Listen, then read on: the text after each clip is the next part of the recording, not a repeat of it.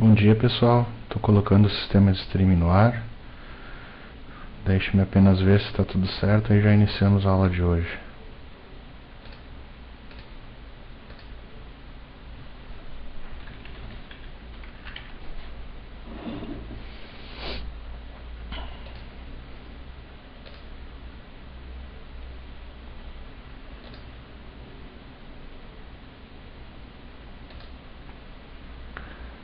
Aparentemente sim.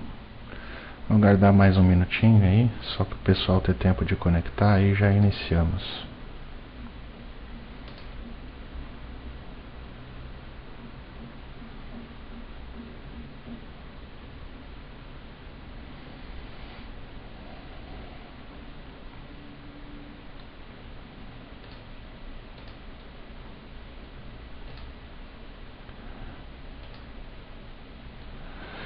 Bem, vamos lá então.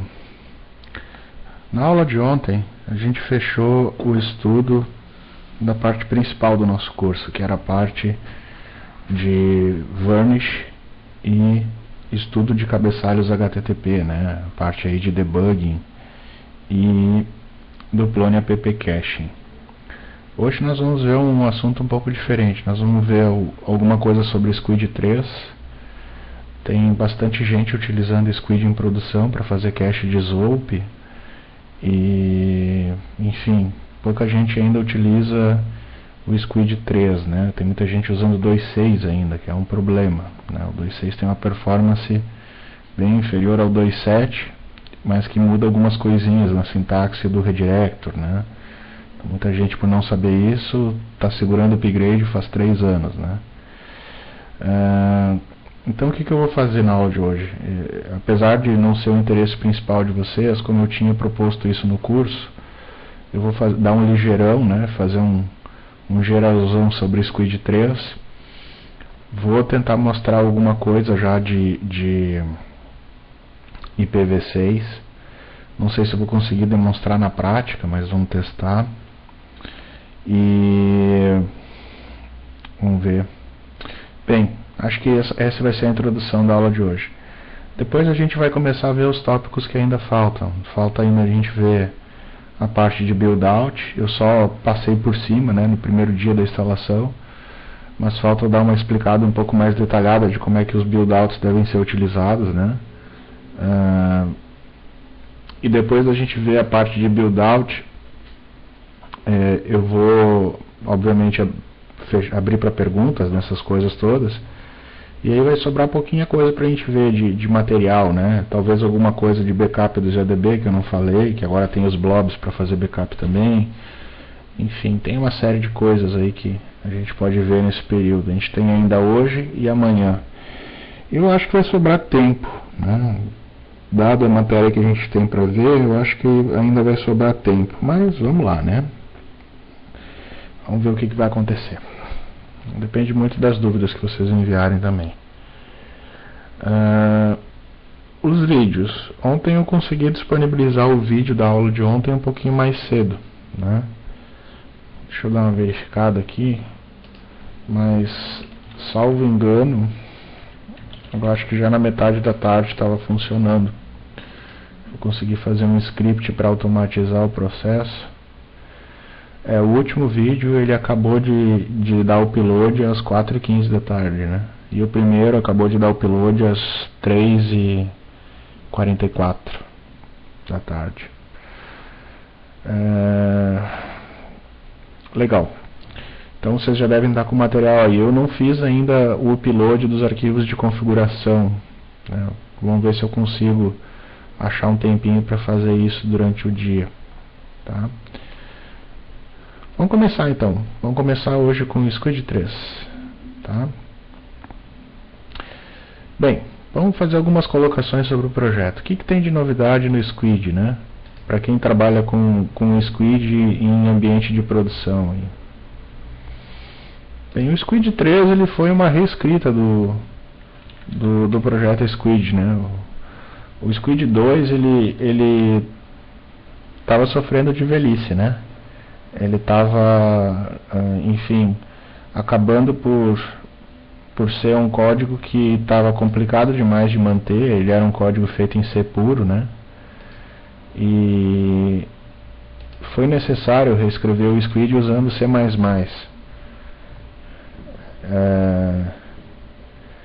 Então, esses arquivos de configuração do Squid, a compilação dele, ela mudou um pouquinho, né?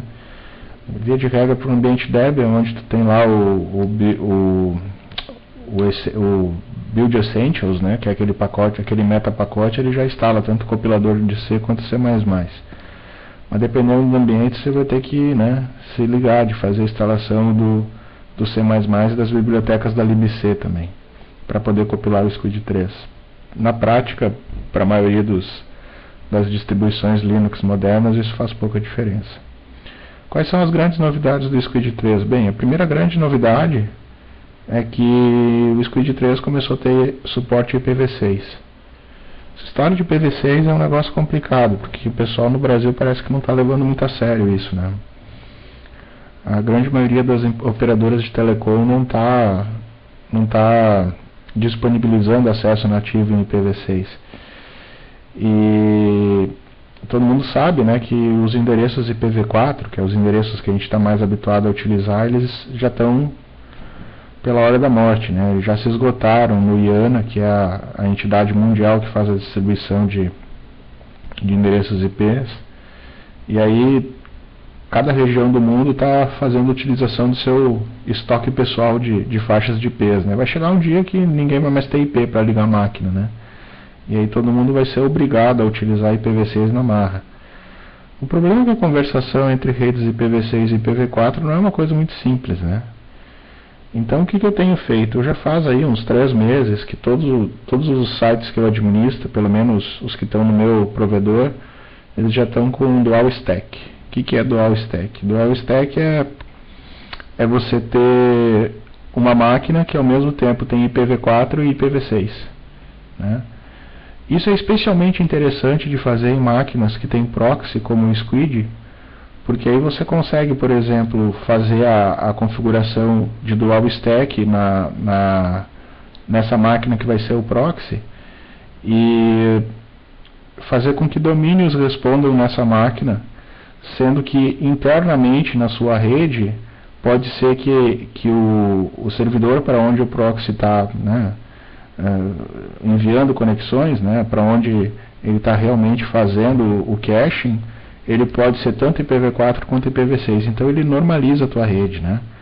Não importa se o acesso está vindo por IPv4 ou IPv6, se ele chegar numa máquina Dual Stack que é um proxy, então ela vai te auxiliar em uma série de coisas, tá? Tem algumas coisas que são especialmente chatas com IPv6, tá? E que demoram um certo tempo para o pessoal engolir. Por exemplo, DNS reverso. O que é o DNS? DNS tu está convertendo um nome para um endereço IP. DNS reverso é o contrário. Para um determinado IP, você quer saber qual é o nome daquela máquina, o hostname, né? Resolução de DNS reverso costuma ser especialmente útil para servidor de e-mail. Só que DNS reverso com IPv6, ele é bem complicadinho. Porque o DNS, o endereço IPv6 ele é muito grande, né? Então o arquivo de configuração dele fica um pouco rebuscado. Vamos abrir um parênteses aí antes da gente ver a configuração do Squid, porque eu já vou mostrar a configuração de Squid com IPv6. Vamos abrir um parênteses aí para mostrar um pouquinho sobre como é que funciona o IPv6 na prática. O que vocês precisam saber de IPv6 para botar um site em Dual Stack? Não é muita coisa, né? Não é bem o objetivo do curso também dar um curso de IPv6, né? Mas vamos falar pelo menos do básico, né? Pois bem, primeira coisa você tem que ter um acesso IPv6.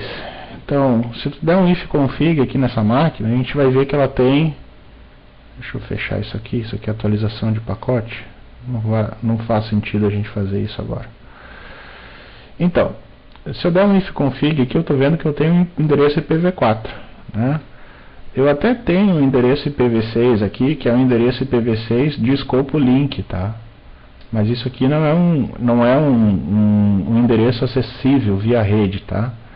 Então as coisas começam com FE 80, dois pontos, isso aqui costuma ser um endereço local, como se fosse um, sei lá, um localhost associado a essa placa, tá? A essa interface de rede. Mas essa conexão aqui, essa ETH1 que a gente está vendo, ela não tem IPv6 instalado. Como a minha operadora de telecom não me dá um link IPv6 nativo, com tráfego nativo, eu não tenho outra solução senão fazer algum tipo de túnel, tá? Ou seja, do que consistem essas tecnologias de túnel? Você vai trafegar IPv6 através de um protocolo IPv4, né? Até chegar num servidor que tem o tráfego IPv6 nativo, e ali, a partir dali, ele vai fazer o tráfego para vocês IPv6 nativo. Esses servidores de túneis, eles têm sido a solução padrão aí das distribuições para dar para as pessoas acesso IPv6 quando as operadoras de telecom não dão acesso IPv6. Eu torço pelo dia que isso aconteça, mas até isso acontecer não tem outra solução, né?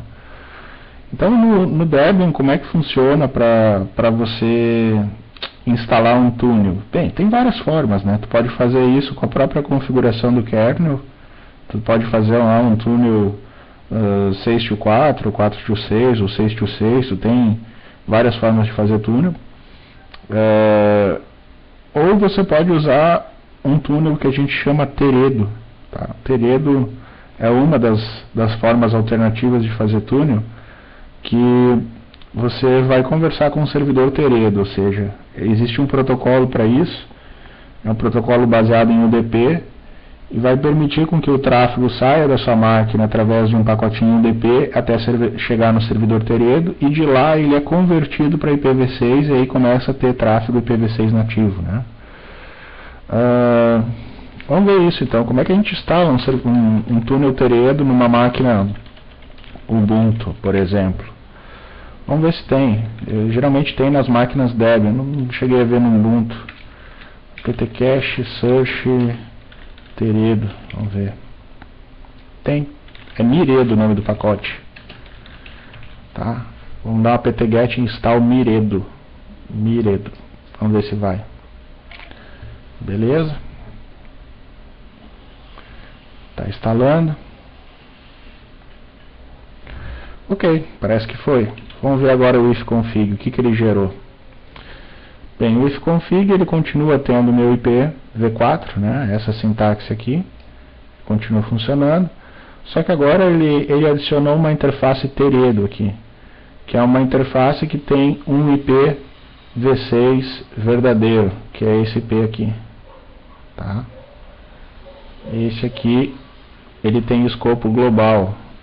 Então provavelmente se alguém der um ping IPv6 nessa máquina, vai conseguir acessá-la, mesmo eu estando numa máquina virtual dentro de um servidor que tem NAT, né, dentro de uma rede que tem NAT.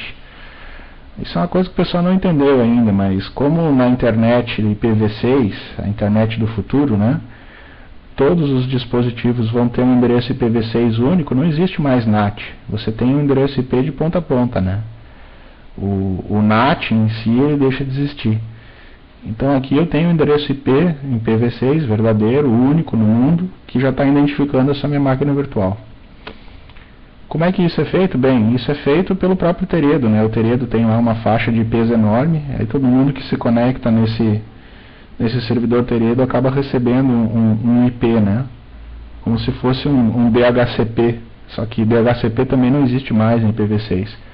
Existe toda uma forma própria de resolução automática de endereços IP para o IPv6 que substitui o que a gente antes fazia com o DHCP. Então tem uma série de coisas aí. NAT não existe mais, DHCP não existe mais, né? NAT por definição não existe mais porque a gente não precisa mais, né? E DHCP não existe mais enquanto serviço, né? Mas vai existir alguma coisa semelhante a DHCP para gerar endereços IP dinâmicos, né? Muito bem, a partir desse momento o que acontece? Essa minha máquina já está em dual stack, tá? Essa minha máquina já está em dual stack. É óbvio que não é um dual stack perfeito, porque eu não tenho tráfego nativo, né? Se eu tivesse num data center que tem tráfego IPv6 nativo, eu não precisaria ficar fazendo túnel, bastava adicionar o IP na placa e eu ia ter tráfego IPv6 também. Bem, deixa eu ver as perguntas antes de eu continuar, porque, enfim, IPv6 daria para dar um curso só de IPv6. Pergunta do Carlos, ele está perguntando se os meus ambientes, né, os ambientes que eu costumo administrar, se eles são apenas IPv6, ambientes estão apenas com IPv6, a camada web, e os demais backends são IPv4. Bem, vai muito de como você enxerga o futuro da tua rede, né? Se a tua rede ainda tem espaço no IPv4, tu pode continuar com toda ela IPv4 e só fazer a camada de front-end, a camada dos proxies, que é o que a gente está vendo no curso, o Varnish, o Squid, fazer essa camada do all-stack, né? No meu caso, eu ainda estou fazendo assim. Ou seja, no meu caso, a estrutura que eu tenho de data center, eu ainda tenho IPv4 vago, se eu quiser, né? E eu tenho os meus segmentos de rede IPv6. Então, o que eu fiz? Para todas as minhas máquinas, eu me dei o trabalho de registrar tanto um IPv4 quanto um IPv6. E todas elas podem ser acessadas pelos dois protocolos. Por uma questão de praticidade, você pode fazer isso, por exemplo, só nas máquinas que têm os squids, né?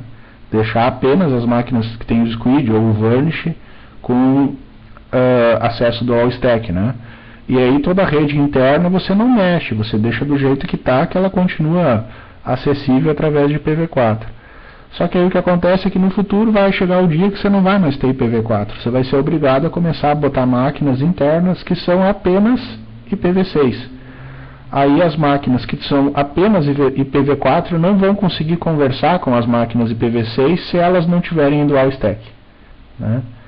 Então é natural que um dia você vai ter que acabar fazendo dual stack nas máquinas que são IPv4 para que elas conversem com aquelas máquinas que são IPv6 only, né? Mas em caráter emergencial, quiser fazer agora, a maneira mais fácil é botar dual stack só no proxy, o resto você não mexe. A segunda pergunta é Varnish, Squid, Zope, Nginx, o que já tem suporte IPv6? Squid tem suporte IPv6 e eu estou usando em produção, tá? Posso garantir que funciona bem, vai tranquilo, funciona muito bem. Nginx também, Nginx também eu tenho em produção rodando em IPv6. Varnish eu não tenho em produção rodando em IPv6, mas teoricamente funciona, tá? Teoricamente o Varnish suporta IPv6. Só que aquela história, né? Mesmo que o Varnish não suportasse IPv6, é muito fácil você resolver isso. Muito fácil.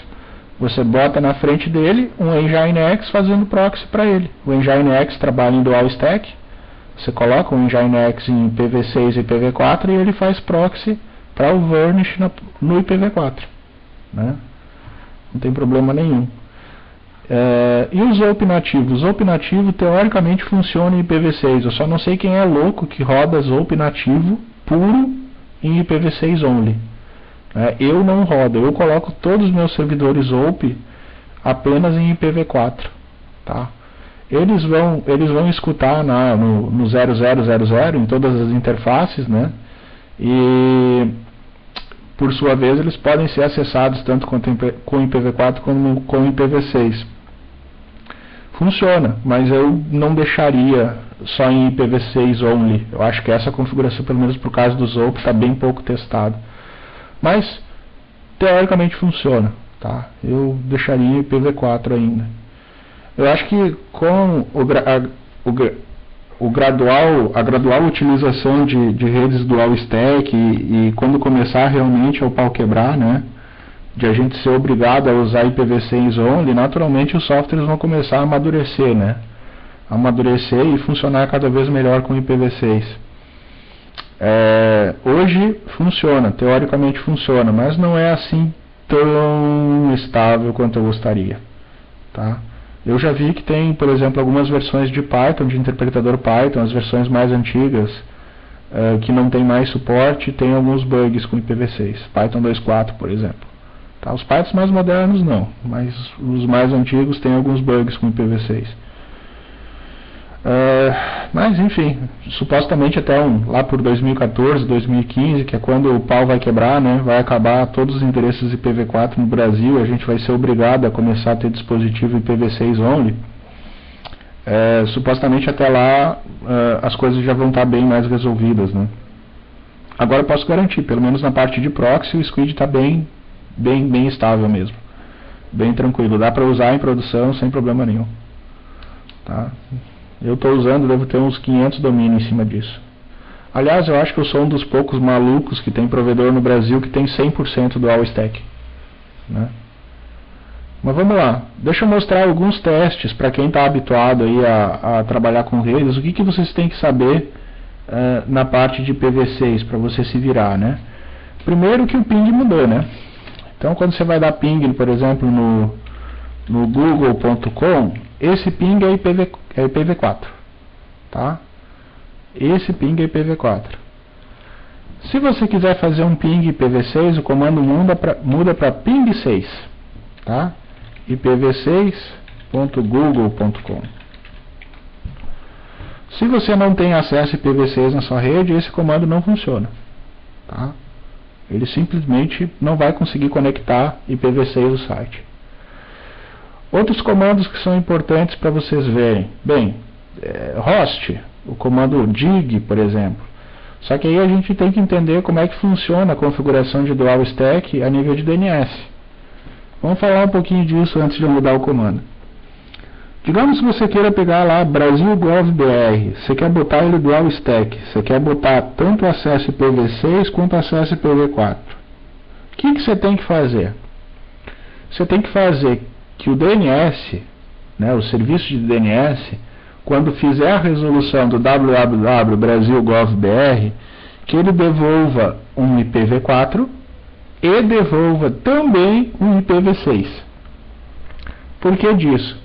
Porque a partir do momento que essa resolução de DNS é feita dessa forma, você está dizendo para o browser que ele tem a opção de conectar IPv4 ou IPv6. E aí a máquina que está fazendo o acesso, ela vai poder escolher qual é o tipo de protocolo de rede que ela vai utilizar. São dois registros diferentes. O registro padrão, que todo mundo está habituado, é o registro A, né? O tipo de entrada de DNS é a entrada A, que é a entrada que identifica a entrada de DNS para IPv4. Para IPv6 é AA, são 4 As, tá? E aí essa entrada ela vai ser utilizada para fazer a resolução de IPv6. Uma mesma entrada de DNS, o www de uma zona, ele pode ter os dois, pode ter a entrada A e a AAA, os 4 As, né, do IPv6. Para isso funcionar direito, o que você tem que ter? Bem, obviamente você tem que ter os DNS servers em dual stack. Porque de nada adianta você ter sites que estão em dual stack, estão respondendo em dual stack na camada web, né, ou seja, o www dos sites, mas o browser que faz a resolução desses sites não consegue se comunicar com, né, os servidores web em geral, não conseguem se comunicar com os teus servidores DNS em IPv6. Se eles falarem só IPv4, provavelmente você não vai conseguir nem fazer uma resolução de DNS adequada, tá? Então, a máquina cliente que tem o DNS recursivo, ela tem que ter acesso a um servidor DNS que tem IPv6, tá? Que tem acesso a IPv6, para ela fazer a resolução, e os teus servidores de DNS, eles têm que ser dual stack. Aí fica tudo certinho. As tuas zonas vão estar trafegando tanto em IPv4 quanto IPv6 e os teus sites vão ficar dual stack também. Outra coisa legal para fechar a receita de bolo é os servidores de e-mail. Hoje em dia é muito legal você ter servidor de e-mail também dual stack, tá? Ou seja, o teu tráfego de e-mail ele pode chegar por uma rede IPv4 ou por uma rede IPv6. Quando no futuro alguém tiver um dispositivo IPv6 only e quiser mandar um e-mail utilizando o teu servidor de e-mail, ele vai conseguir, senão ele não vai conseguir, né? Vamos ver isso então, como é que funciona a parte de configuração de DNS, que é o coração de tudo, né? Depois que a gente faz a parte física, para implantar uma rede IPv6, que a gente tem switch que suporta IPv6, que tem roteador, que tem link nativo ou que está usando túnel, né? O que a gente vai fazer? Vai mexer no DNS, né? Vai configurar os DNS para que os nossos sites tenham tráfego IPv4, IPv6 ou só IPv6, né? IPv6 only.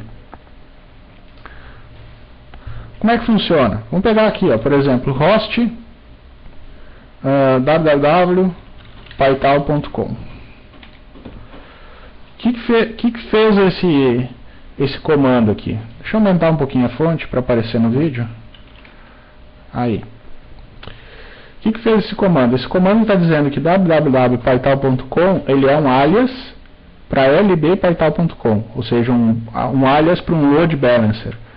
Ele é um load balancer em DNS, né? Porque na verdade o lbpaital.com ele tem 4 IPs, sendo que 2 deles são IPv6 e 2 deles são IPv4. Por que disso? Por ele ser um balanceador de carga, é natural que tu tenha mais de uma máquina física, né? Eu tenho o hábito de fazer isso em 2 data centers diferentes. Então, eu coloco lá um squid num data center e dou 2 IPs para ele, um IPv4 e um IPv6. E o outro squid num outro data center, mais um IPv4 e um IPv6. E eu faço os meus sites responderem nesse load balancer. Quando a máquina faz a resolução de DNS, né, ela está tentando acessar esse site, ela vai ver que ela pode acessar qualquer um desses 4 IPs. E aí a máquina vai decidir se ela quer acessar isso em IPv4 ou em IPv6. O Firefox, por exemplo, no ambiente Linux, por padrão ele vai tentar fazer o acesso IPv4, né, se tu tiver os dois, né? Se a máquina tiver tanto IPv4 quanto IPv6, ela vai tentar fazer o acesso IPv4. Esse é o comportamento padrão, por exemplo, do Ubuntu, do Debian, porque hoje em dia, infelizmente, as redes IPv6 elas são muito ruins, justamente porque a grande maioria das pessoas que estão usando IPv6, pelo menos no Brasil, estão dependendo de túnel. E túnel, o tráfego é muito, muito lento, tá? É muito ruim. Então, sempre que tem IPv4 disponível, o pessoal ainda está configurando os sistemas operacionais para dar prioridade para o IPv4. O IPv6 ele é utilizado como uma segunda rota, né, como uma rota alternativa para aqueles sites que por acaso ou o IPv4 está fora do ar e o IPv6 está no ar, ou que por algum motivo o cara só tem IPv6. Um exemplo de host que eu montei IPv6 only é ipv6.paital.com. Essa aqui é uma máquina que só tem endereço IPv6. Tu não consegue acessar esse site. Tem um site rodando nesse endereço. Esse endereço aqui. Tem um site rodando nesse endereço, mas é um site que só vai conseguir acessar quem tem IPv6 configurado na sua rede. Se você não tem IPv6, você não acessa. Tá? E aí, claro, você tem que fazer a configuração disso, tá? Aqui eu só estou usando o comando host para fazer a resolução de DNS de um determinado nome, né? Bem, como é que funciona isso no Firefox, por exemplo? É transparente. Se eu for lá e chamar ipv6.paital.com, ele carregou o site normalmente, né? Esse site é um site que está rodando em IPv6 only e que está sendo carregado normalmente pelo navegador. Se eu quiser acessar isso aqui pelo IP, é um pouquinho mais complicado. Por quê? Porque o IP tem essa sintaxe maluca aqui. O que acontece? No IPv4, quando a gente usa 2 pontos, a gente tem alguma coisa, 2 pontos, a porta. Só que 2 pontos faz parte da anotação dos IPv6, né? Então eu não consigo simplesmente colar isso aqui na URL do browser e achar que isso funciona, né? Então tem uma pequena manha aí, eu tenho que usar http // e aí entre colchetes, entre colchetes eu tenho que botar o endereço que eu quero. Espera aí. O endereço que eu quero. Assim. Tá? É um pouco estranho à primeira vista, mas é a forma que o pessoal que desenvolveu o IPv6 utiliza para desambiguizar a notação. Por que eu estou mostrando isso? Afinal de contas, o que isso tem a ver com squid, com vanish? É importante você entender isso na hora que você for configurar o seu squid para fazer proxy para o teu site. Se tu quer fazer um squid que é IPv4 e IPv6, Você tem que lembrar que na hora que você vai escrever o arquivo de configuração, quando você tiver um endereço IP porta, você tem que usar esse tipo de notação aqui, né, para poder representar o teu endereço IPv6, tá? Senão dá confusão.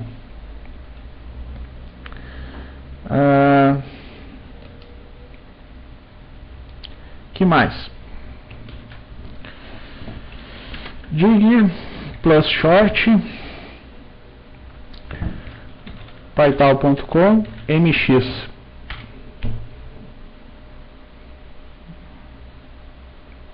Ou seja, ele está dizendo que o mail exchanger, né, o responsável por enviar e-mails desse domínio pytal.com é o servidor mail.pytal.com. E quem é que resolve mail.pytal.com? Vamos usar o comando host nele. Tá aí ele, ó. Ele tem um IPv4 e tem um IPv6. Vamos testar agora o DNS reverso desse IPv4. Como é que a gente faz? A gente usa o host, ao invés de passar o hostname, a gente passa o IP. Então, tá aí, ó. Essa é a resolução de DNS reverso do IPv4 do meu servidor de e-mail. E como é que eu faço a resolução de DNS reverso do IPv6? A sintaxe é igual. Só que a forma como é que o ponteiro no DNS é configurado é doida. Vocês já vão ver. Ele vai botar isso aqui como identificador de DNS reverso. É doido, né? É maluco. Mas por quê? Porque a gente está tratando do endereço de 128 bits. Ele tem que estar em uma sintaxe que seja inteligível para os 128 bits. Tá?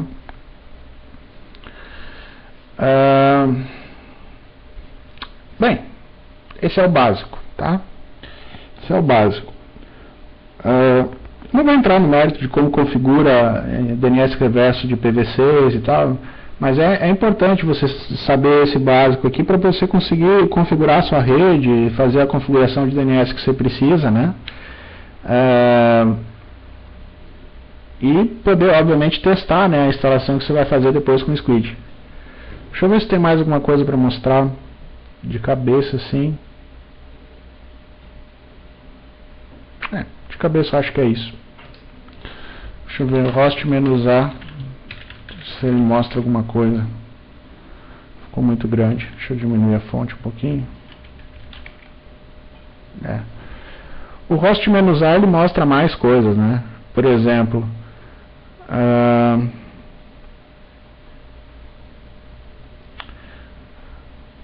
o host-a ele está mostrando aqui, ó, que eu tenho 3 DNS, tá? Os meus DNS também, eles estão em dual stack, tá? Isso aqui é o registro A que eu comentei, e esse aqui é o registro AA do IPv6. Percebam que eles são a mesma entrada. Então esse host ele tem 2 IPs, tá? Então é isso.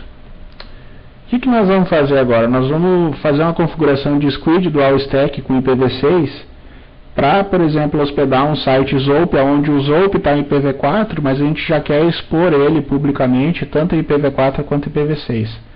E aí é o proxy que tem que fazer esse serviço, né? Como é que a gente faz? Bem, tem que compilar o Squid, né? Para começar a festa tem que compilar o Squid. Então vamos lá, vamos começar por aí.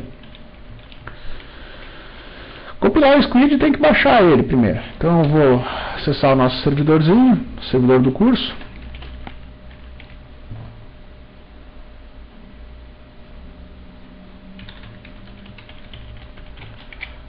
Ok.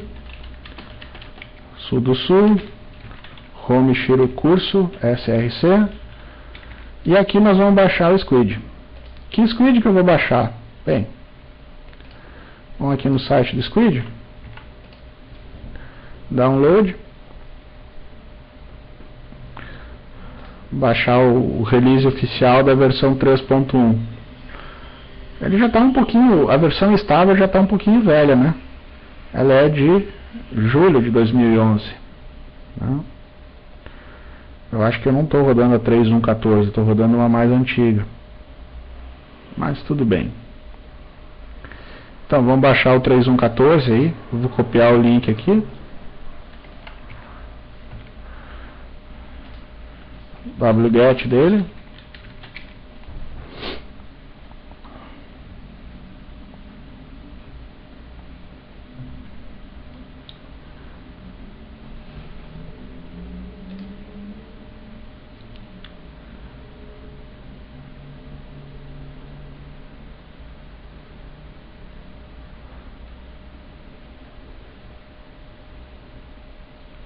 Beleza, baixou. Obviamente a gente descompacta. Descompactamos, entramos no diretório. Beleza. O que a gente precisa fazer agora? A gente precisa compilar esse cara. Eu tenho uma receitinha de bolo que eu costumo passar nos meus cursos, que é como que eu compilo o Squid, né? O Squid a partir do fonte, né? Deixa eu ver se eu acho essa receitinha de bolo para a gente não ficar batendo cabeça aí. Eu já devo ter isso mais ou menos pronto.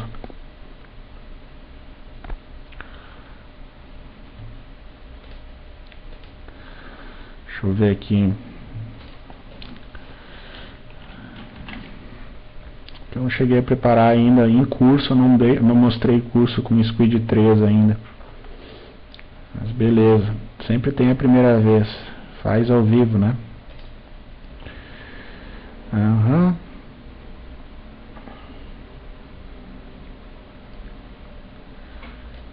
Bem, basicamente é isso aqui. Opa.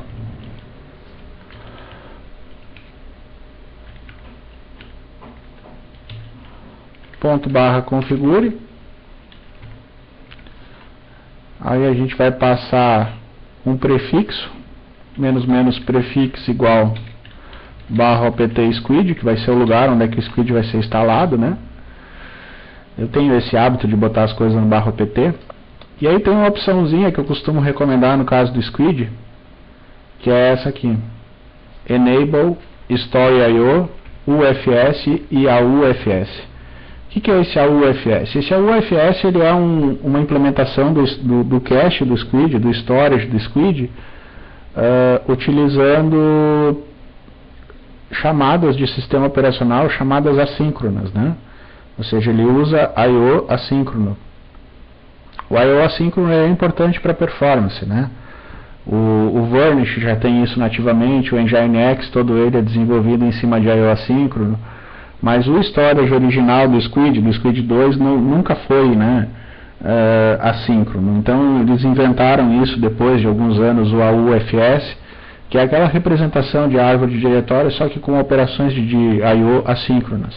Então é uma forma fácil de você ter um ganho de performance legal com o Squid sem ter que se preocupar muito com detalhes, né? É só botar essa opção de compilação e depois lá no arquivo de configuração utilizar isso, né? Beleza? Rodamos o configure.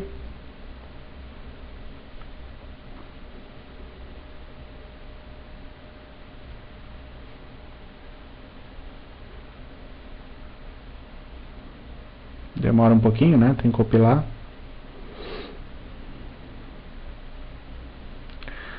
Compilar os makefile, fazer os makefile.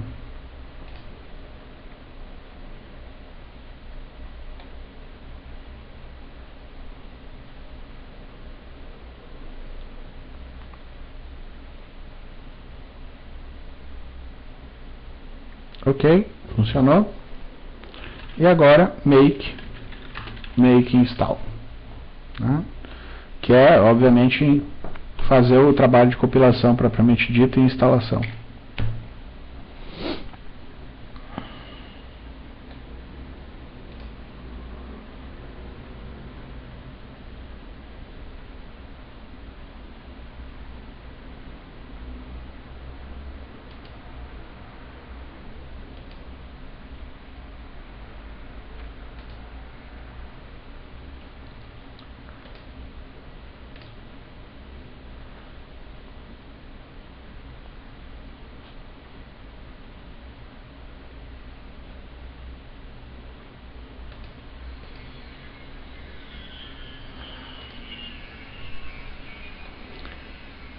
Enquanto compila, deixa eu pegar uma outra janela aqui. Eu vou tentar pegar um arquivo de configuração de um servidor meu e já preparar ele para a gente utilizar no curso.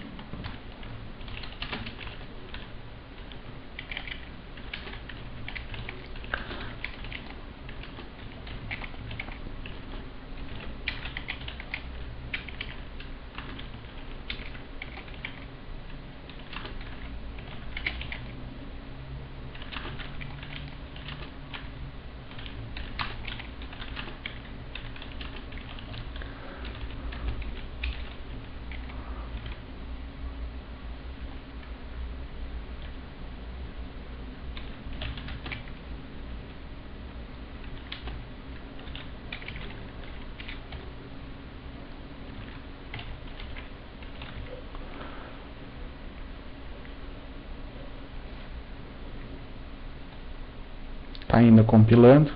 Essa compilação demora.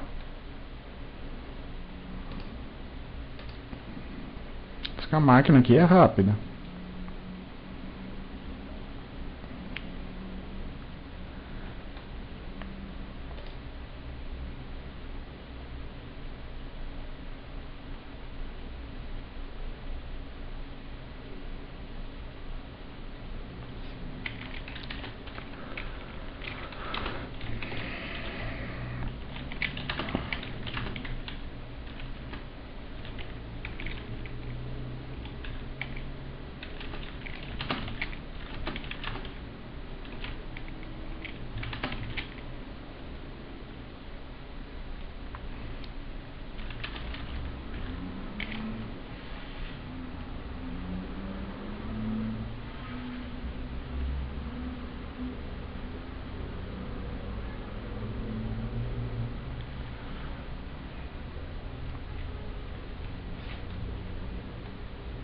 Ok, compilou.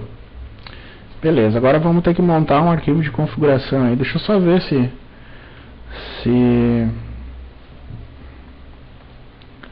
eu mandei instalar no apt squid.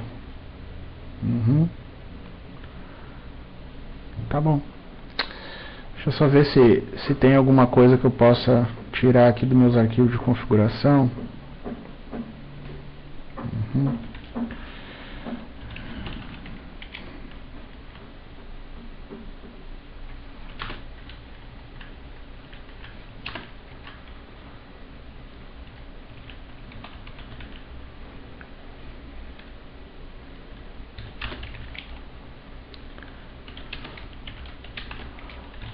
Aí eu já posso, eu tenho, o que que acontece?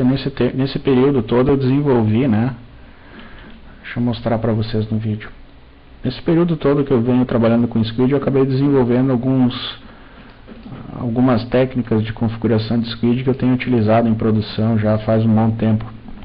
Eu vou passar esses arquivos, claro que modificados para vocês, né? Para vocês utilizarem. Então vamos lá. cd/opt, cd squid, etc, e aqui dentro a gente tem os arquivos de configuração padrão do Squid. Tá? O que eu vou fazer? Eu fiz um apanhado de arquivos aí que eu vou copiar para cá. /home shiru curso src etc squid.conf para cá. Vou pegar todos os arquivos em Python, também botar para cá. E todos os arquivos txt que são de configuração. Vamos ver se isso resolve. Eu vou abrir o squid.conf e nós vamos dar uma discutida nele. Tem algumas coisas que são diferentes. A primeira coisa que tem de Squid 3 aqui, nós vamos ter que mudar para Squid, porque eu não fiz o mesmo patch. Tá? Então, o que nós temos aqui? Primeiro, esse Squid é um diferente, né? É um Squid que está escutando na porta 80. Aqui entra aquele mesmo discurso que eu fiz na hora do Varnish, né?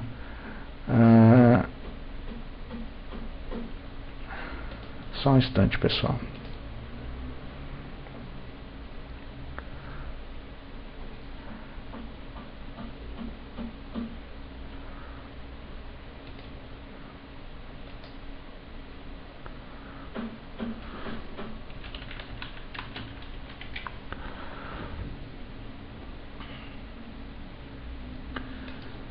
hoje eu estou acompanhando o pessoal do streaming, tem alguns usuários que tá funcionando bem, né? Coincidência ou não, é justamente os usuários que estão utilizando o Firefox 5. Mas tem alguns que estão caindo com uma certa frequência, né? Principalmente o pessoal que está usando o Videolan. Não sei se tem algum problema na rede do Serpro hoje. Já aconteceu no passado.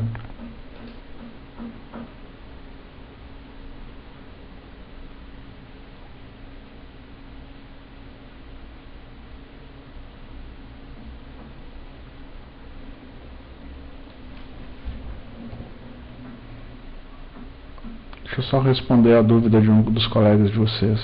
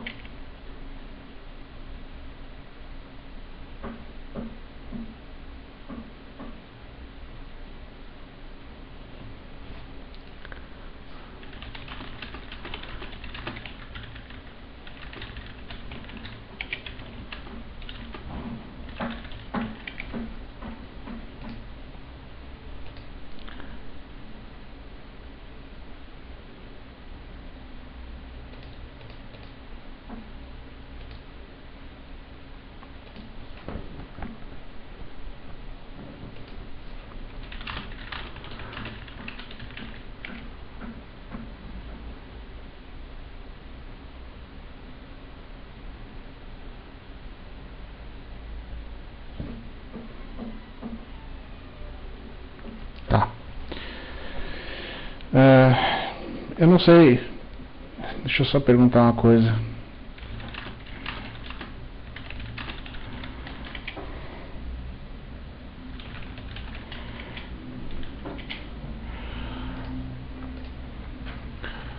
Deixa eu fazer um comentário. Eu dei um curso, eu acho que faz uns, sei lá, umas 3 ou 4 semanas, e tinha bastante gente do Serpro também. Foi bem problemático na questão de rede, tá? Eu estou avisando porque eu já faço avisos no início do curso, né? Para o pessoal usar Firefox 5, que tem um tratamento do streaming um pouco mais adequado. Evitar usar o Firefox versão antiga, a versão 3.6, dependendo do sistema operacional, funciona ou não funciona, né?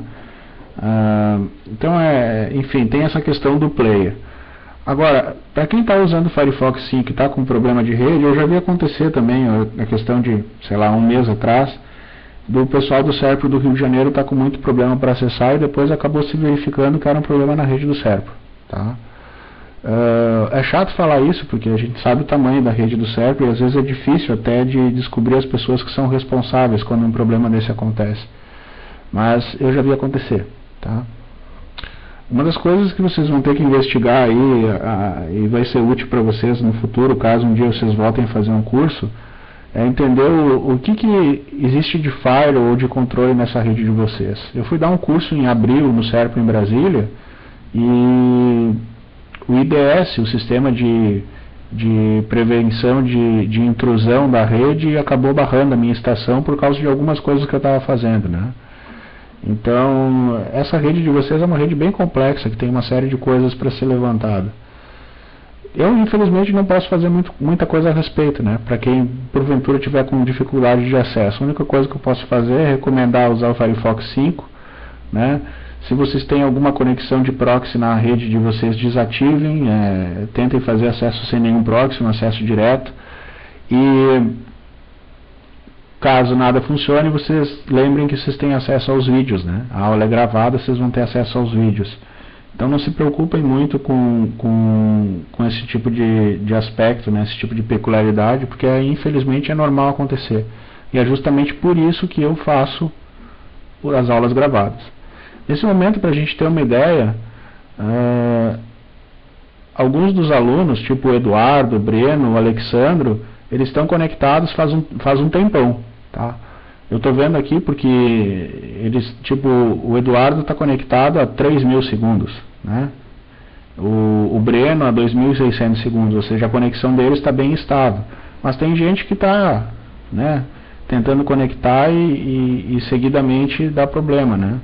Tipo o Érico, que eu estava conversando até agora, está conectando com o Firefox 3.6, né? E 3.6 é um Firefox que pode dar problema, tá? Em compensação, o Alexandre está conectado a 1.500 segundos e também está usando o Firefox 3.6.13 ainda. O Érico está usando uma versão um pouquinho mais atualizada. Então é complicado. Esse Firefox 3.6, só para o pessoal saber, no Linux ele funciona relativamente bem. O problema é quando tu quer usar o 3.6 numa máquina Windows, tá? Aí parece que realmente o suporte ao streaming não funciona direito, tá?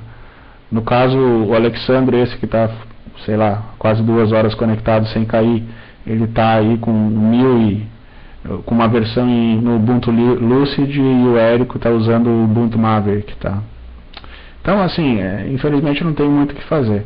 Se vocês tiverem problemas ainda de conexão, vocês peguem o vídeo ou tentem investigar com o responsável pela rede local de vocês o que está acontecendo, tá? Outra coisa que ajuda também é, se vocês estiverem trabalhando com um laptop, alguma coisa assim, evitem usar rede wireless. Rede wireless para transmissão de áudio é complicado, tá? Tentem usar uma rede cabeada, que é uma rede mais confiável, né, mais estável. Principalmente para transmissão de fluxo contínuo, assim, é complicado você trabalhar com conexão wireless. Eu aqui em casa, quando tem que fazer esse tipo de coisa, nem uso rede wireless, só uso rede cabeada, tá? Ficam aí as dicas, né? Mas infelizmente eu não tenho muito o que fazer. A infraestrutura, do meu ponto de vista, ela está funcionando. Se não tivesse funcionando, nenhum de vocês estaria conectado, né? Não seria essa situação onde alguns têm problemas e outros funcionam durante 3 horas sem cair, né? Tá bom? Deixa eu ver o que o Érico está dizendo.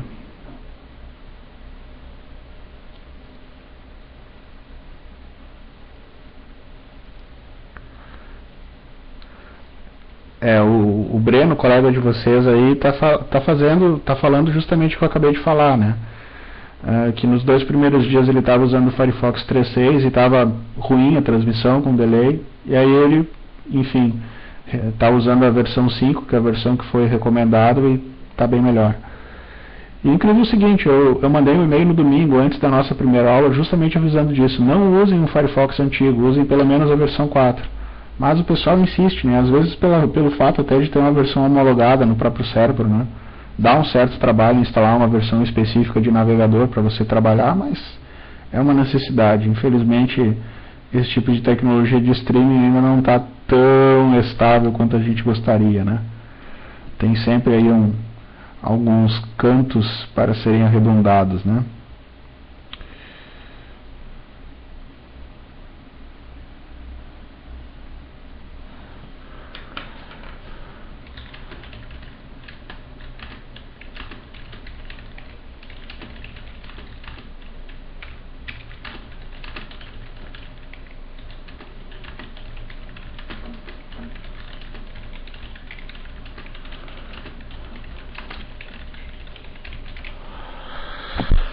Bem, vamos lá. Vamos prosseguir então com o nosso curso. que a gente vai ver agora? Bem, eu abri aqui o arquivo de configuração desse Varnish que a gente vai... desse Squid, né? Desse Squid que a gente vai montar. Eu vou fazer um ligeirão aqui em cima das configurações dele. Eu não vou me ater muito nos detalhes, até para a gente não perder muito tempo com isso. Mas eu acho importante vocês verem alguma coisinha de Squid 3, até mesmo porque vocês têm vários sites que estão rodando em produção com o Squid. Vocês estão começando a implantar Varnish em produção agora, né? Então, vamos dar uma olhadinha no que tem de novidade no Squid 3. Eu tenho, sei lá, 500 e poucos sites rodando com o Squid 3 e estou gostando bastante, principalmente pelo fato dele já ter IPv6. Tá? Vamos lá então. O que tem de importante para nós vermos aqui? Primeiro o seguinte, as ACLs em si elas mudam um pouquinho, porque agora eu tenho ACLs específicas para IPv6, tá? Eu tentei deixar o máximo possível, né, simplificar o máximo possível esse meu arquivo de configuração, para, enfim, facilitar a manutenção, né? Mas se depois vocês forem consultar a documentação do Squid 3, vocês vão ver que tem algumas novidades. O que acontece? Aqui eu estou dizendo que ele vai escutar na porta 80, vale aquele discurso, né, que eu tinha antes feito para o Varnish. Geralmente você não vai botar um Squid na porta 80 e na 443 direto, você vai botar um software na frente, né, um Nginx ou um Apache. Geralmente porque eu conheço mais ou menos como é que vocês trabalham. Eu sei que vocês têm o hábito, por exemplo, de instalar um mod security no Apache, usar certificação usar autenticação com certificado digital, né? Tem uma série de coisas aí que impedem de você colocar como ponta de lança direto o Squid. Eu uso o Squid como ponta de lança, né? Direto na porta 80, e para mim resolve o problema, né? Tem aí uma quantidade boa de sites fazendo isso, e aí pelo fato dele ser dual stack me atende bem. O que a gente vai configurar? Bem, isso aqui é padrão, não mudou, não vou ficar chovendo no molhado. É só a UFS aqui que eu estou destacando, que é o sistema, a implementação de cache com operações assíncronas de I/O. Tá? Aí eu estou dizendo aí que esse cache vai ter aproximadamente 16 GB de tamanho, né? Que mais? Bem, tem algumas ACLs novas aqui, tá? Por exemplo, bem, nesse caso aqui, eu vou trocar isso aqui, que é um IP real que eu tenho lá numa máquina, por esse aqui, que é o IP falso.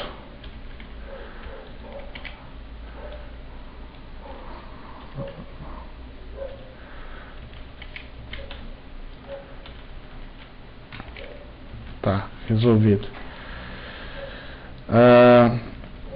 Aqui é um exemplo de algumas ACLs que podem ser interessantes. Por exemplo, se você está usando um Squid numa rede local como acelerador de navegação, isso aqui vai ser bem útil para vocês, porque aqui são as notações que representam as redes locais, né?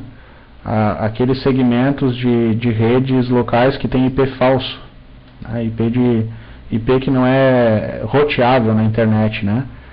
Então esses três primeiros são os mais conhecidos, que são os IPs da RFC 1918, que é o 10 alguma coisa, 172.16 alguma coisa e 192.168 alguma coisa. A gente está usando esse terceiro aqui, né? No IPv6, esses segmentos eles são definidos na RFC 4193 e 4291.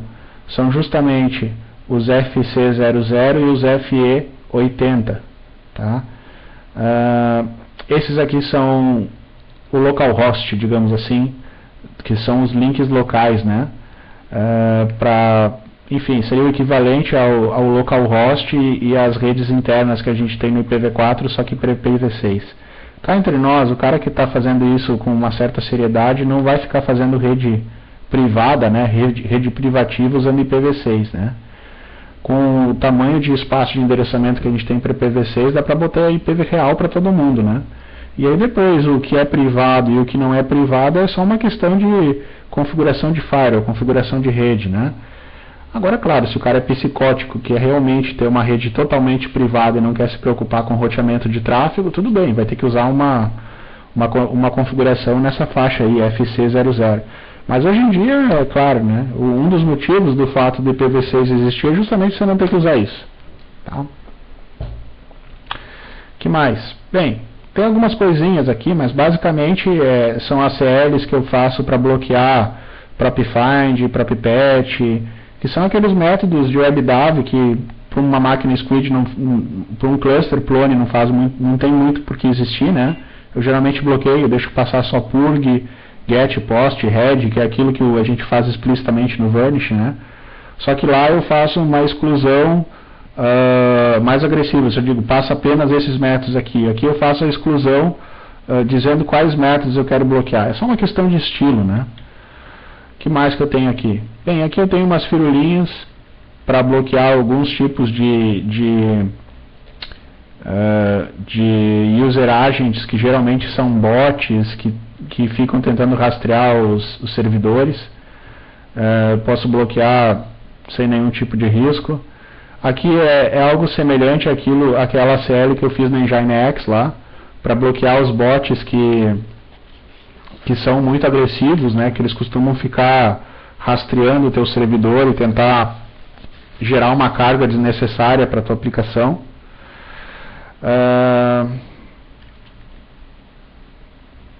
Bem, aqui tem algumas diferenças, tá? Mas enfim, esse domínio, os bots aqui, isso aqui eu não preciso passar para vocês.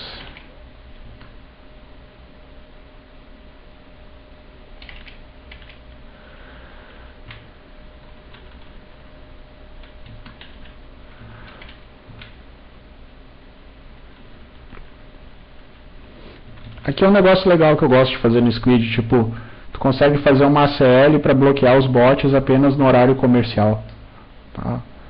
Então, tem algumas peculiaridades que isso aqui, por exemplo, eu tentei fazer com Varnish, não consegui, tentei fazer com Nginx, não consegui. Mas com o Squid eu já consigo fazer ACLs baseadas no horário do servidor, tá?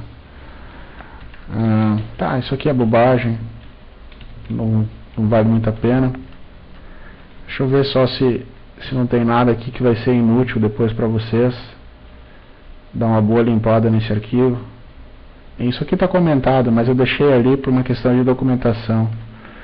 De vez em quando é interessante você lembrar qual que são os segmentos de rede local para fazer uma configuração. Essa série aqui é interessante. Essa série aqui é interessante. Por que você vai permitir com que bots fiquem indexando coisas que a gente sabe que não é conteúdo? Como, por exemplo, a URL do calendário, o URL do sendform, ou alguma URL que comece com portal underline. Isso aqui são URLs que certamente não são conteúdo, né? Então a gente não... isso aqui é um caso especial também. Aqui também, caso especial. Deixa eu ver.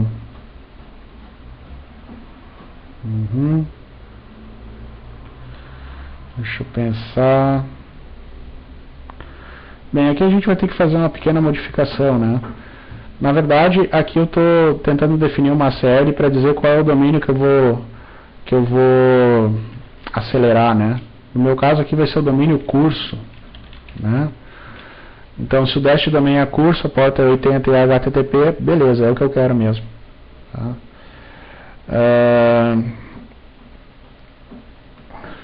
E aqui o DST é só o meu 192.168.1.2, que é o meu IP. Tá? Aqui é o meu redirector. O redirector a gente vai ter que configurar manualmente. Eu vou passar uma cópia desse fonte do redirector para vocês, tá? Esse redirector fui eu que desenvolvi, ele é uma versão um pouquinho diferente que está disponível aí na internet, ele já é compatível com o Squid 3. Tá? É bem interessante. Isso aqui não precisa, isso aqui também não, isso aqui também não.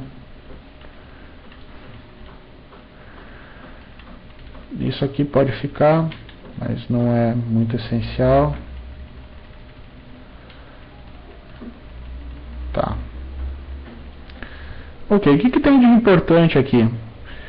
Bem, não tem muitas coisas que são diferentes do Squid antigo, né? Para quem já está habituado a configurar o Squid antigo, não vai ver grandes diferenças aqui. Agora tem algumas coisas que preocupam, tá? Por exemplo, Collapsed Forwarding que era um recurso que foi importado, que foi implementado no Squid 2.7, ainda não foi implementado no 3. Isso é um problema. Tem algumas coisas que do Squid 2 ainda não foram implementadas na versão 3, tá? O pessoal simplesmente decidiu que, enfim, que não ia fazer. Esse Collapsed Forwarding, que é uma das coisas que infelizmente o Squid 3 ainda não tem, é uma das coisas que no Varnish é nativa, né? Que é um recurso para proteção de empilhamento de threads. Ou seja, você faz o acesso a uma página, os acessos concorrentes à mesma página, eles ficam bloqueados no proxy, esperando com que aquele primeiro acesso que está sendo processado no back-end volte, alimente o proxy e o resultado dele seja devolvido para todo mundo que estava esperando aquela página, né? Isso por padrão não está implementado no Squid 3, mas já é uma opção para você implementar no Squid 2.7. Se eu não me engano, o Squid simplesmente passa isso para o back-end, tá? Se não está cacheado e não tem a cópia, ele não vai ficar bloqueando o thread, ele joga isso para o back-end. O Varnish ele tenta gerenciar isso de uma forma um pouco mais inteligente, né? É uma das coisas aí que ainda está em aberto na implementação do Squid 3, o pessoal teria que melhorar. E a ACL que habilita esse tipo de recurso, ela simplesmente não existe no Squid 3 ainda, tá? Então não adianta querer usar. Bem, esse arquivo depois eu vou passar para vocês, né? Não tem grandes coisas aqui, mas depois vocês podem dar uma analisada nele. E tem algumas coisas que eu costumo utilizar, que é para definir um cache especial para alguns tipos de conteúdo, né? Tipo imagens, conteúdos binários, né? Que podem ter aí uma política de cache um pouquinho mais agressiva, que é semelhante àquilo que a gente testava, né? Testava uma expressão regular lá no Varnish. Se fosse lá um CSS, um JavaScript, então definia X de cache, né? Só que o Squid é um pouco mais conservador, né? Ele vai fazer isso nesse refresh pattern caso não tenha um cabeçalho definido, né? Caso contrário, ele vai respeitar o cabeçalho que foi definido. E o resto é padrão. O resto é só para evitar cache de usuário autenticado, cache de requisição por post e assim por diante, tá? De olho assim, eu acho que já está genérico o suficiente para vocês usarem numa instalação de vocês. O que mais que a gente tem que fazer? Bem, deixa eu ver o que tem de TXT aqui. Esses caras podem morrer. E nesse rewrites, ele é a estrutura de dados que o meu redirector em Python vai utilizar para fazer a reescrita, né? Aqui que eu vou mudar aqui o HTTP curso. Ele vai responder nesse nosso caso nós vamos botar numa instância só, 192.168.1.2 na 8080.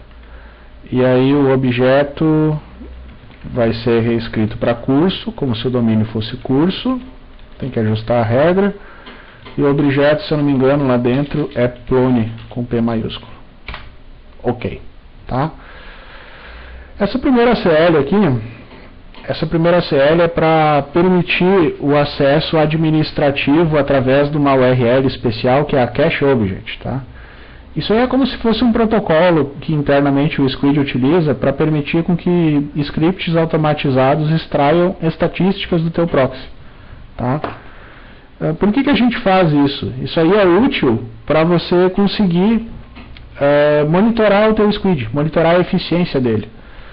Eu tinha mostrado para vocês, eu acho na primeira aula, gráficos de performance, né, de eficiência do Varnish, né, mas eu tenho como fazer isso também com o Squid. O pessoal, enfim, não vai muito atrás. Deixa eu mostrar para vocês como é que é isso. Bem, a URL externa ela vai mudar, mas para mim aqui, isso aí deve ser...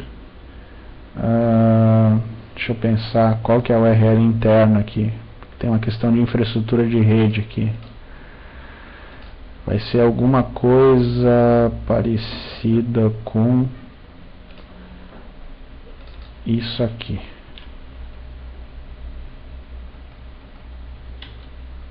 Ok. Isso aqui são gráficos que são gerados através desse recurso aqui. Desse recurso Cache Object, tá? Então, aquele mesmo software que eu mostrei para vocês, o Munin, que te permite fazer gráficos de qualidade de serviço para o Varnish, eu consigo fazer isso também com o Squid, né? Com o Squid que está fazendo proxy para sites Plone. Aí o resultado é algo parecido com isso. Eu consigo ter aí um controle do volume de dados que eu estou ocupando no meu proxy, né? Nesse caso aqui, o tamanho do meu cache é de cerca de 17 GB e eu estou ocupando 9,5 GB. E aqui é o gráfico de eficiência, né? Onde eu tenho a parte verde com hits e essa parte laranja com miss. Então isso aí é interessante para você monitorar se tua aplicação não está muito ruim, né? Se todo aquele debug que a gente fez de cabeçalho HTTP, se aquele debug de fato está surtindo efeito, se ele está fazendo com que as páginas que estão sendo acessadas, elas estejam realmente cacheadas no nosso proxy, né? Aqui, nesse gráfico, a relação hit e miss nem está tão boa assim. Eu tenho 3,69 hits para 1,29 miss, ou seja, dá em torno de 3 por 1, né? Uma taxa um pouco melhor seria 4 por 1, por exemplo. 4 por 1 significa que 80% é hit e 20% é miss. É uma taxa razoável para um portal que tem um fluxo, né, um volume de acesso grande. Mas o ideal, claro, o ideal seria que fosse, sei lá, 25 para 1, 50 para 1, né? Que tu tivesse 2%, 3%, 5% de miss, né? Mas nem sempre o ideal é alcançável, né? Isso depende muito do perfil do portal, né?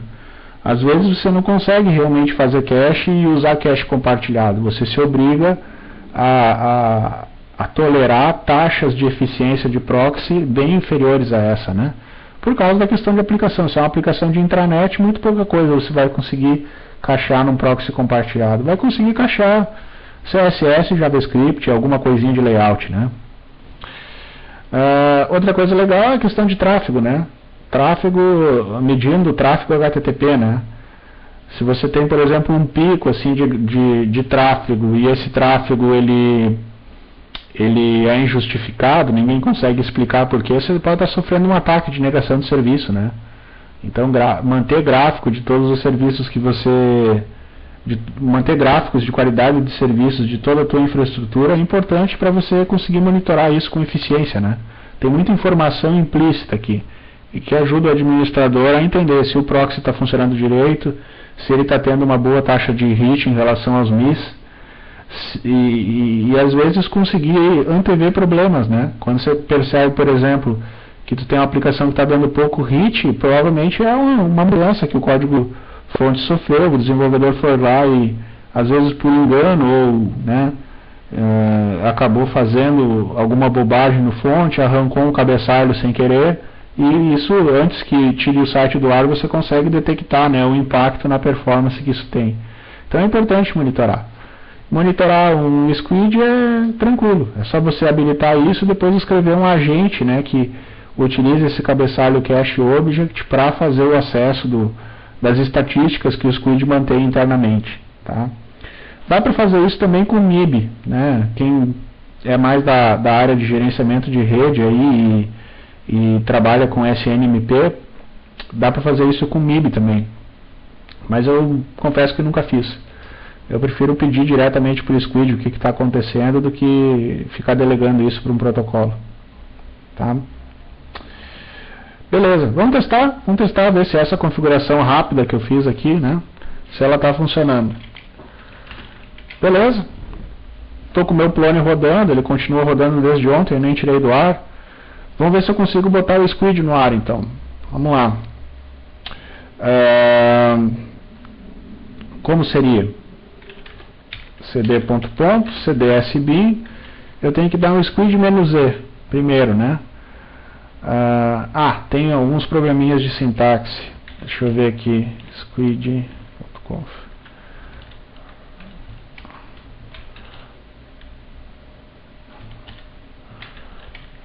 Tá, já arrumei.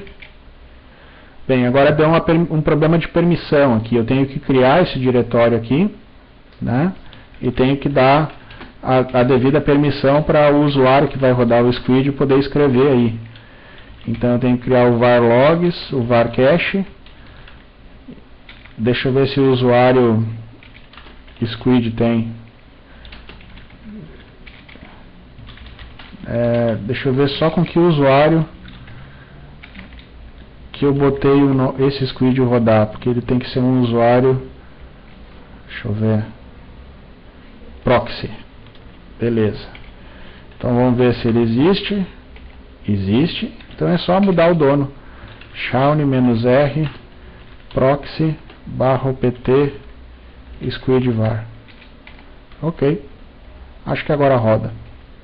Rodamos aí o squid-z para ele criar aquela árvore de diretórios, né? Aquela árvore que o nosso cache vai utilizar para guardar os arquivos. E botamos aí no ar. Squid. Beleza. Está rodando aqui o nosso squid. Ok? Basta testar agora. Testar, ver se esse squid de fato está respondendo. Antes eu tinha o Nginx fazendo proxy para um Vanish e fazendo balanceamento de carga para as instâncias. Aqui eu fiz uma configuração mais simples, né? Eu só botei um squid, ele não tem balanceamento, né? Ele está mandando todo o tráfego para uma instância e está direto no 80. Se quisesse fazer balanceamento, você podia fazer o squid, fazer proxy para o Nginx, que por sua vez faria balanceamento para as instâncias, seria equivalente. Tem gente que usa o Pound para isso, eu já usaria o Nginx direto, que ele já faz o balanceamento de carga e ainda você ganha de brinde aí um servidor web de altíssima qualidade. Vamos testar? Abrimos o navegador e acessamos http curso.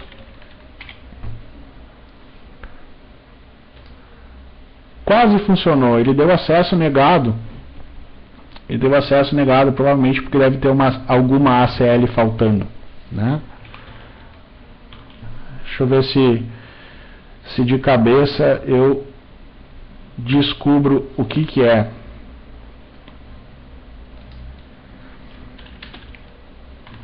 Espera aí.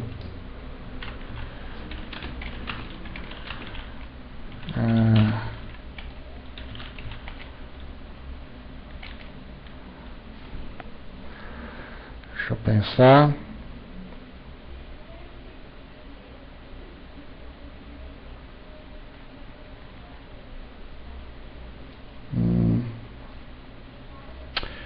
Não sei agora como é que eu vou fazer isso aqui.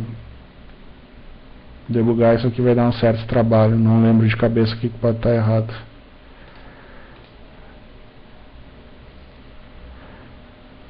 Fazer ao vivo tem dessa, né?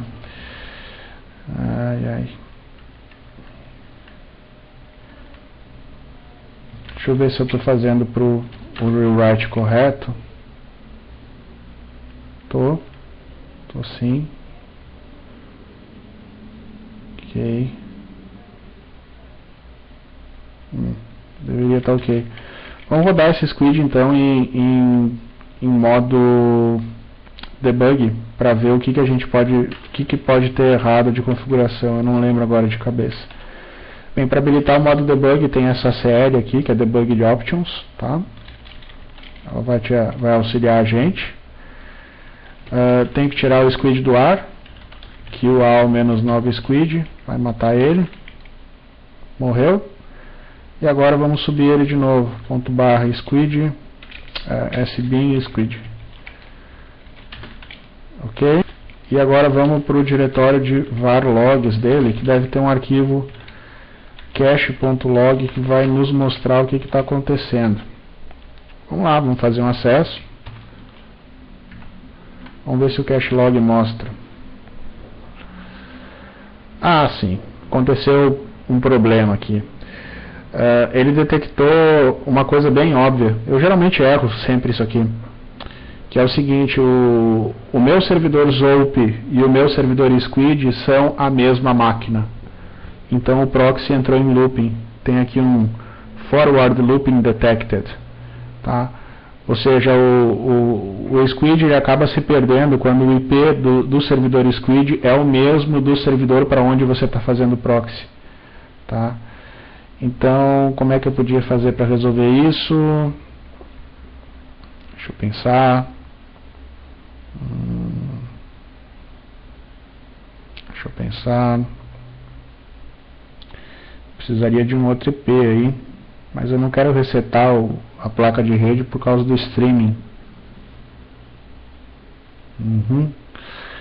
Deixa eu pensar, eu podia botar o ZOP no localhost.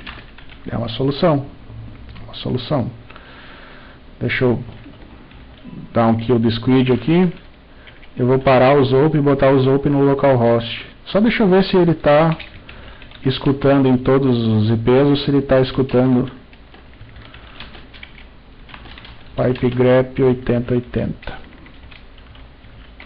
Ok. Ele está escutando em todos, então eu posso botar no localhost 8080 que vai funcionar. E supostamente ele não vai se perder. Então a única coisa que eu tenho que fazer é mudar aqui o rewrites.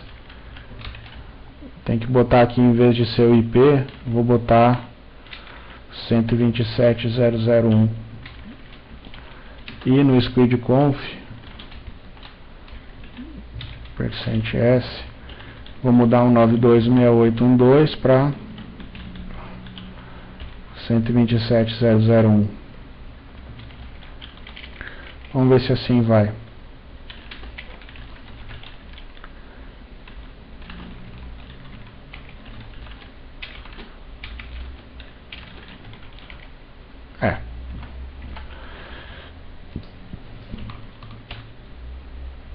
Funcionou.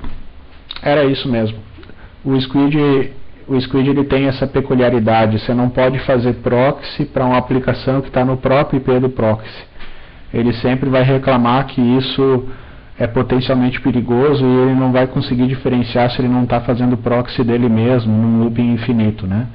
Então, você de alguma forma tem que diferenciar isso, botar a aplicação num outro IP e a aplicação para onde está sendo feito o proxy e o proxy propriamente dito em IPs diferentes, nem que seja um no localhost e o outro num IP roteável, né? Bem, é isso. Vamos ver se tem alguma pergunta. Foi relativamente rápida essa parte de Squid, mas porque, como a gente tinha combinado, eu não quero perder muito tempo com isso, não é o objetivo de vocês ficar especialista em Squid nesse curso. Eu só fiz questão de mostrar porque essa versão de Squid ela já está funcionando com IPv6, né? Então tem algumas questões de configuração e eu já vou passar daí as minhas configurações prontas para vocês, caso vocês queiram fazer um upgrade de Squid, que vale muito a pena, principalmente para quem roda a versão 2.6, vale muito a pena fazer o upgrade, a performance é bem superior. Bem, acho que é isso.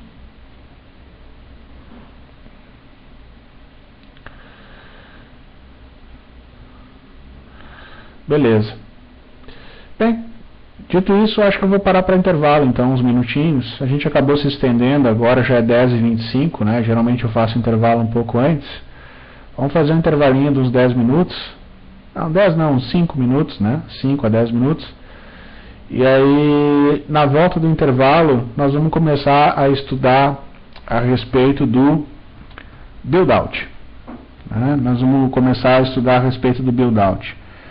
Esse ambiente de Plone 4.1 que a gente está utilizando, ele é um ambiente que já tem um build-out inserido dentro do próprio Unify Installer.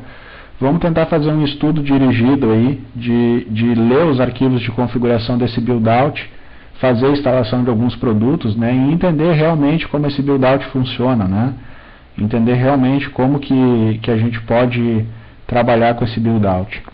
Tem alguns produtos que são especialmente complicados de instalar com build-out. Eu vou tentar pegar alguns exemplos, né? Não mostrar só os simples, mostrar alguns complicados também, para auxiliar vocês, porque depois, querendo ou não, quem vai trabalhar com infraestrutura com Plone 4 tem que saber usar build-out, não adianta, né? E não tem outra forma de trabalhar senão com isso.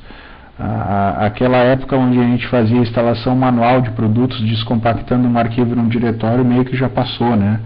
Hoje está todo mundo usando só build-out, é uma forma um pouco mais fácil para quem é desenvolvedor de manter as aplicações. Para quem, enfim, para quem é da área de infraestrutura não mudou muito, né? Entre editar um arquivo e rodar um programa e e descompactar um tar.gz num diretório é muito parecido o trabalho. Mas para desenvolvedor auxilia bastante, né? Principalmente para quem tem time grande distribuído, quer ter diversas máquinas com ambientes sincronizados aí. Então é importante essa história de build-out, ela agiliza bastante, tá? Vamos fazer um intervalinho então, pessoal.